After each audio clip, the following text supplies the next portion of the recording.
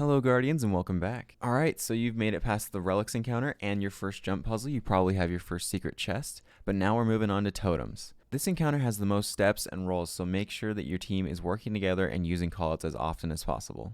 Before we get started, I want to show you this diagram that I've set up on screen. Feel free to screenshot it if you need to. This will give you a layout of the map and show you where all the important targets spawn. I'll reference it as we go along, so look back to it if you need to. If you find this video useful or entertaining, be sure to subscribe and hit that like button. Thank you so much for watching, and let's get into it. Just like the Relics encounter, split your group into 2 teams, 3 left and 3 right.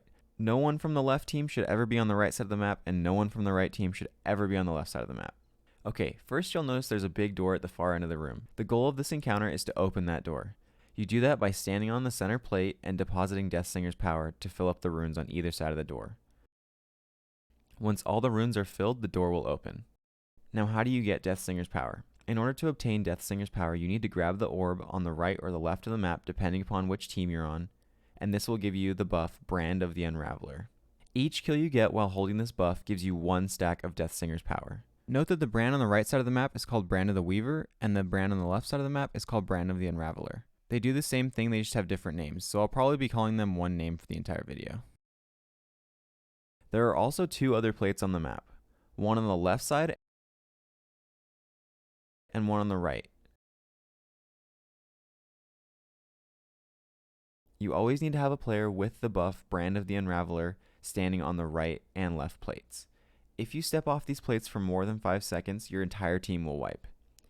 The only way you can stand on the left or right plate is if you have the buff Brand of the Unraveler that you get from picking up one of the 2 center orbs.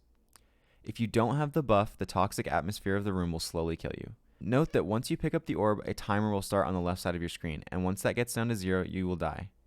In order to not die, your teammate needs to come and take the buff from you. But in order to take the buff, they need to have another buff called Brand of the Claimer. In order to get the buff Brand of the Claimer, they need to kill a Taken Knight that spawns in the top left or the top right corner of the map. The Taken Knight only spawns after you kill a wizard that comes out of the door in the top left or the top right of the map. So if you're on the left team and you kill the left wizard, the left knight will spawn. And if you're on the right team and you kill the right wizard, the right knight will spawn. Killing the Taken Knight spawns the buff Brand of the Claimer right at its feet. Make sure you pick it up quickly. Note that you cannot pick up this buff if you have any Deathslinger's power stacks. Once you have this buff, you need to run to your teammate that's out on the corresponding plate on your side of the map. Once you reach your teammate, you can see they'll have a big protective aura around them. Enter the aura and push the interact button to steal the Brand of the Unraveler buff. When you're in this aura or holding the Brand of the Unraveler buff, you cannot take damage from the room's toxic atmosphere.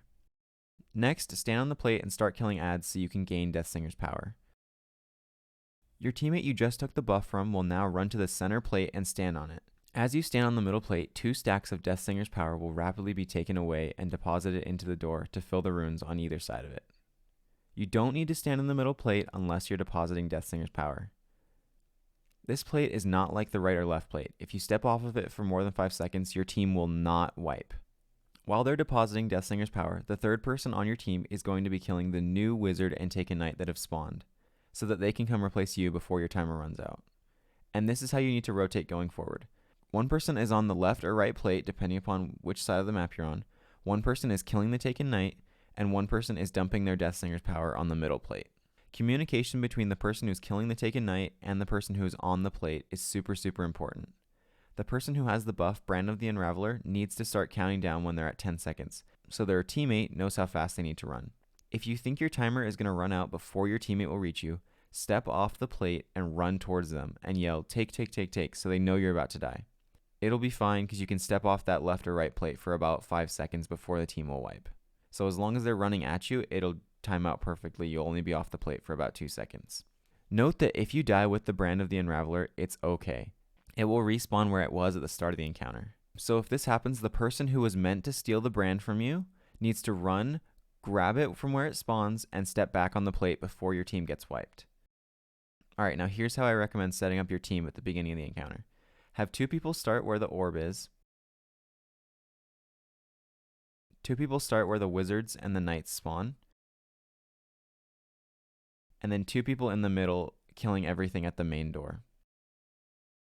Once the first Taken Knight is dead, the people who are in the middle jump up to where the wizard and the knight spawn, and the rotation is in full swing.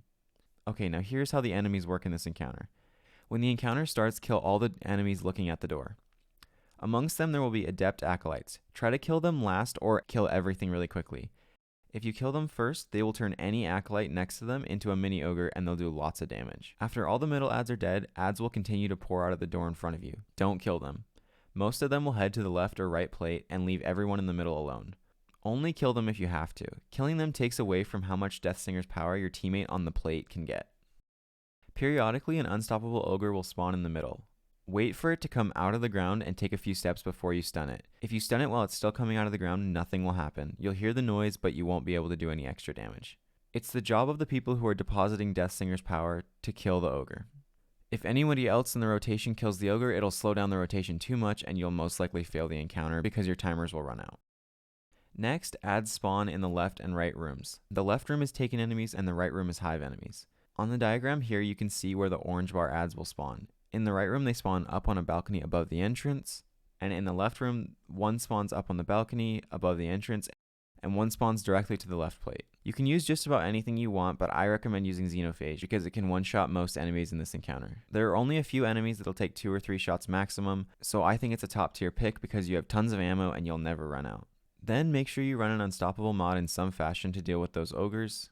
After that, you can use whatever you like. There's only one shielded enemy in the entire encounter. It's the wizard that spawns out of the door on the left or right, but it's super weak, so the shield will come down with just about any weapon.